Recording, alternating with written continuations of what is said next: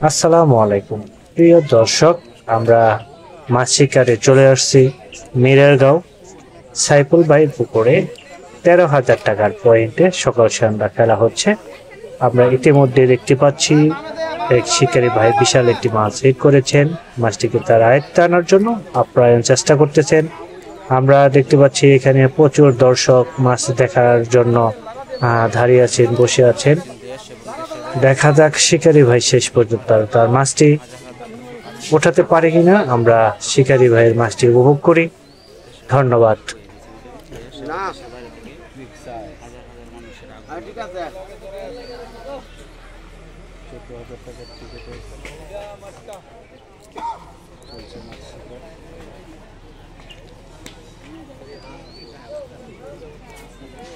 অনেকগুলো বসছি এখন।